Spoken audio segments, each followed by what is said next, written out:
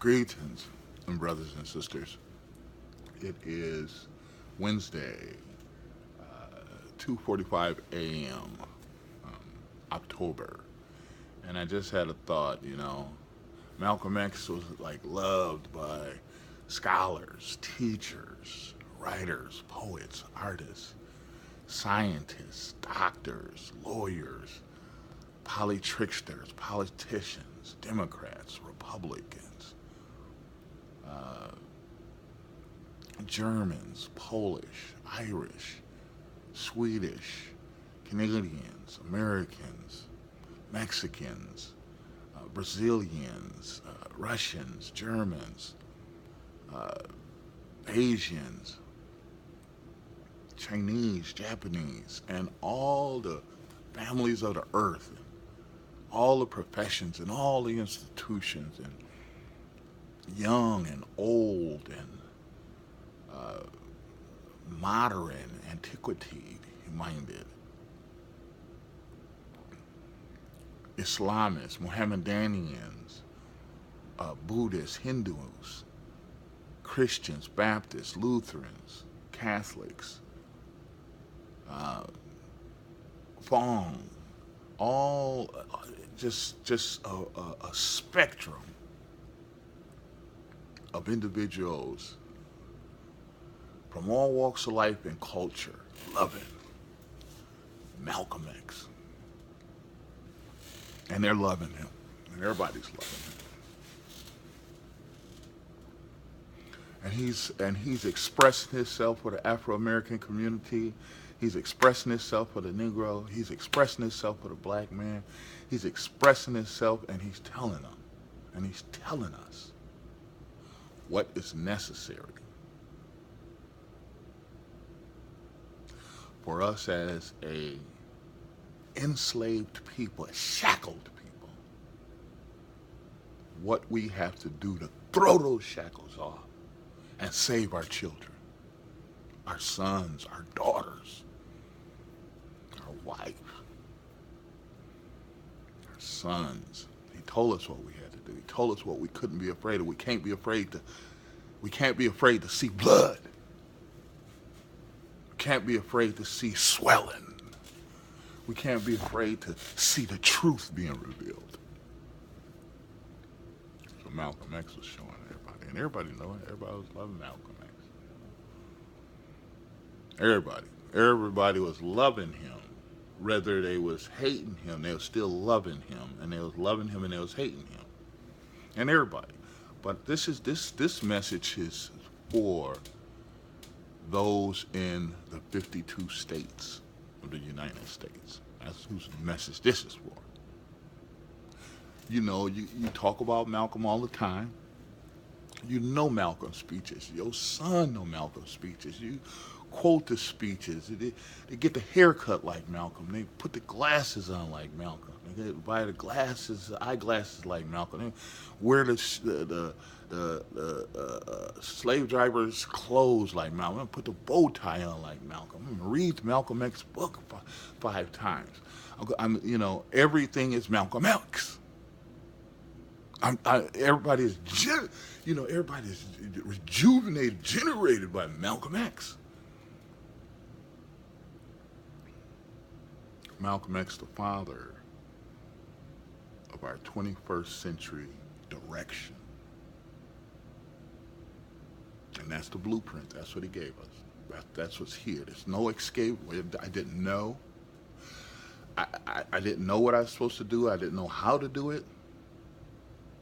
Because in this time of technology and where the Most High YHWH placed him in history, he was recorded. Nat Turner wasn't recorded. And a lot of revolutions, including the largest of 500,000 ex-slaves in Iraq. Okay, this was a revolt, the largest.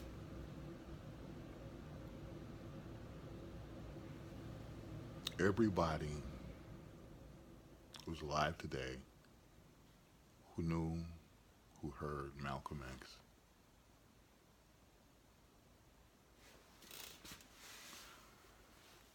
has to shoulder the responsibility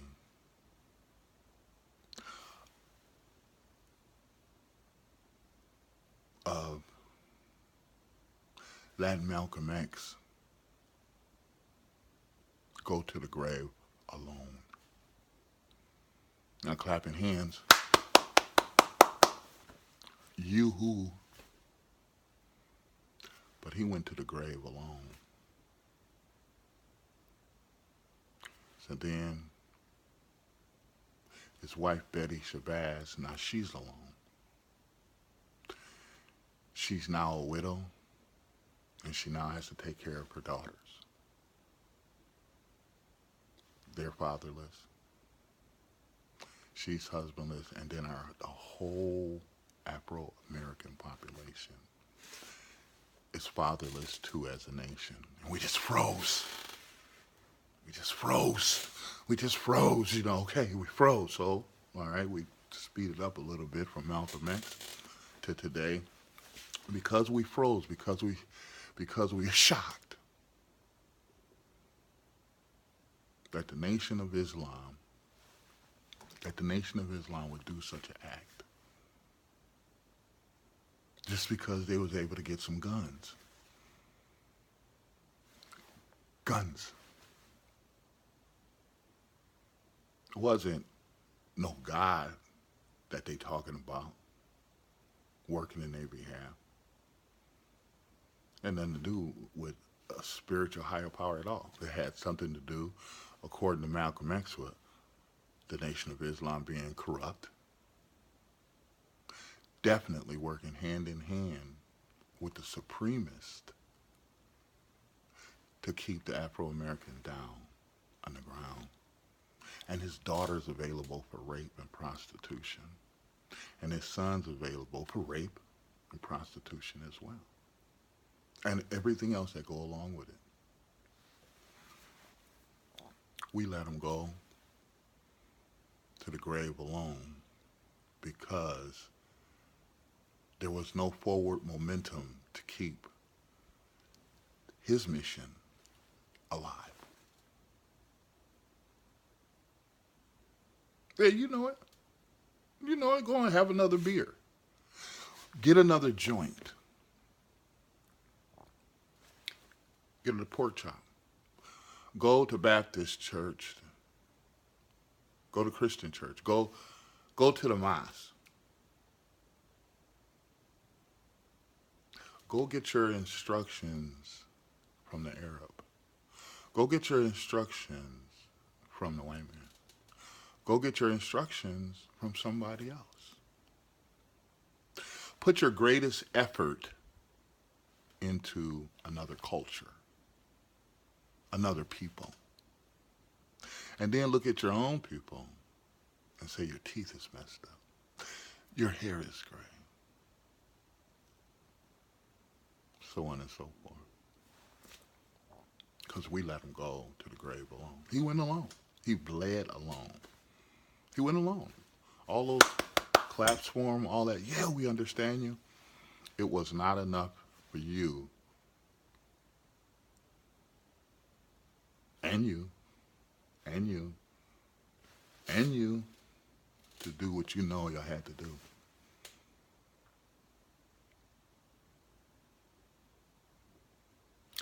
I want y'all to join in with a special salute to honor Malcolm X. February 21st, 2018 is the anniversary of when he was gunned down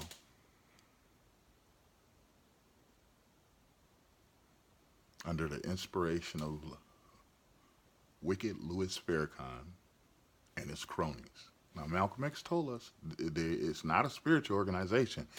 It is a criminal organization. In other words, he was telling us, well, they'll gun you down. He said it. He knew they'd gun you down. Well, now, 21st century, if they gun you down, the black man better be ready to gun them down.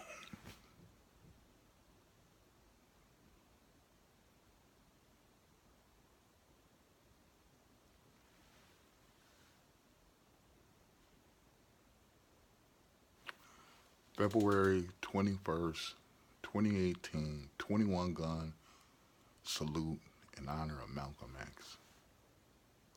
January 1st, 2018, a day of silence for Betty Shabazz, Dr. Betty Shabazz, Malcolm X's wife, who had to do it all on her own. And she still had those daughters. And we see what the Islamists do to non-Muslims.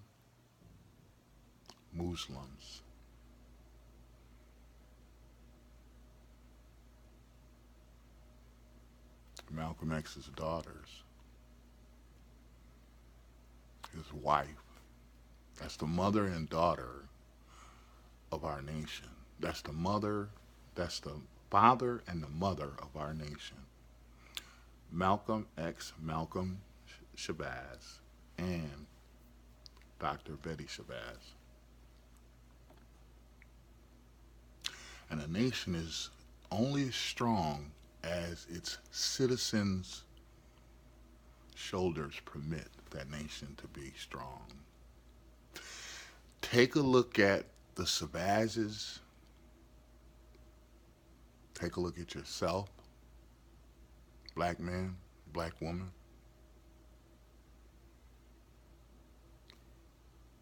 Thanks for listening to this message. 21 gun salute from Malcolm X.